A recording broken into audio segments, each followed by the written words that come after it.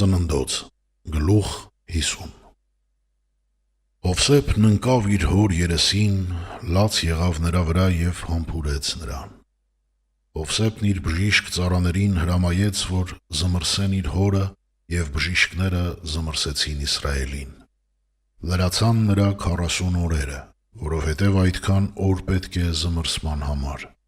Եգիպտացիները 70 օր սգացին նրա համար։ Երբ նրա սգի օրերն անցան, Հովսեփը խոսեց փարավոնի տան հետ ասելով. «Եթե հիմա շնորհ գտա ձեր առաջ, խնդրում եմ, դիմեք փարավոնին և ասացեք, որ իմ հայրը երդվեցրեց ինձ ասելով. ահա ես մեռնում եմ, ինձ կթաղես իմ գերեզմանում, որ ես փորել եմ ինձ համար Քանանի երկրում։ Այժմ թող գնամ, թաղեմ իմ հորն ու վերադառնամ»։ Փարավոնն ասաց. «Ելիր և թաղիր քո հորը, ինչպես որ երդվեցրել է քեզ»։ Հովսեփը ելավ թաղելու իր հորը, և նրա հետ ելան փարավոնի բոլոր ծառաները, նրա տան ծերերը, Եգիպտոսի երկրի բոլոր ծերերը, նաև Հովսեփի ամբողջ ընտանիքը, նրա եղբայրները և նրա հորընտանիքը։ Գեսեմի երկրում թողեցին միայն իրենց երեխաներին, իրենց հոտերն ու արջառները։ Նրա հետ ելան կառքեր ու ձիավորներ և կազմվեց մի շատ մեծ բազմություն։ Եկան Ատադի կալը, որ Հորդանանի մյուս կողմում է, և այնտեղ մեծ ու սաստիկ լացով ողբացին, և 7 օր սուգ արեց իր հոր համար։ Այդ երկրի բնակիչ քանանացիները, երբ տեսան Ատադի կալում եղած սուգը, ասացին. «Սա եգիպտացիների մի մեծ սուգ է»։ Դրա համար այդ տեղի անունը դրեցին Աբել-Միսրայիմ, որ Հորդանանի մյուս կողմում է։ Եվ նրա որդիներն այնպես արեցին, ինչպես որ նա պատվիրել էր։ Նրա որդիները նրան տարան Քանանի երկիրը և թաղեցին նրան Մամբրեի կաղնու դիմաց, Մակփելայի արտի քարայրում, որ Աբրահամը գնել էր արտի հետ միասին Քետացի Եփրոնից, որպես կալվածք գերեզմանի համար։ Հովսեփն իր հորը թաղելուց հետո վերադարձավ Եգիպտոս, ինքը, իր եղբայրները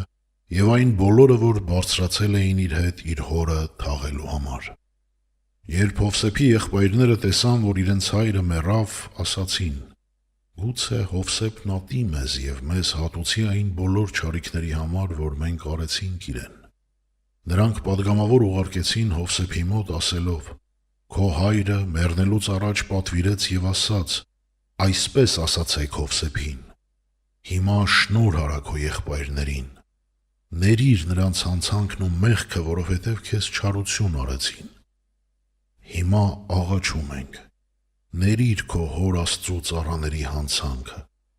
Հովսեփը լաց եղավ իրեն ասված նրանց այս խոսքերի համար։ Նրա եղբայրներն էլ գնացին, խոնարհվեցին նրա առաջ և ասացին. «Ահա մենք քո ծառաներն ենք»։ Հովսեփն ասաց նրանց.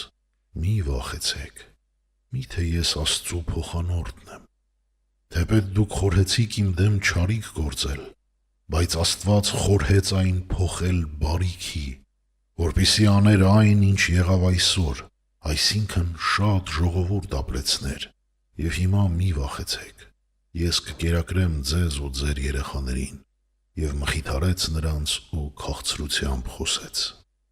Հովսեփը բնակվեց Եգիպտոսում, ինքը և իր հոր տունը։ Նա ապրեց 110 տարի։ Հովսեփը տեսավ Եփրեմի որդիների մինչև 3-րդ սերունդը։ Մանասեի որդի Մաքիրի որդիներն էլ ծնվեցին Հովսեփի ծնկներին։ Հովսեփն ասաց իր եղբայրներին. «Ահա ես մեռնում եմ։ Աստված անպայման կայցելի ձեզ, կհանի ձեզ այս երկրից և կտանի այն երկիրը, որ երդվեց տալ Աբրահամին, Իսահակին և Հակոբին»։ Հովսեփը երդում անել տվեց Իսրայելի որդիներին ասելով. «Աստված անպայման կայցելի ձեզ, իմ ոսկորներն այստեղից հանեք»։ Հովսեփը մեռավ 110 տարեկան հասակում։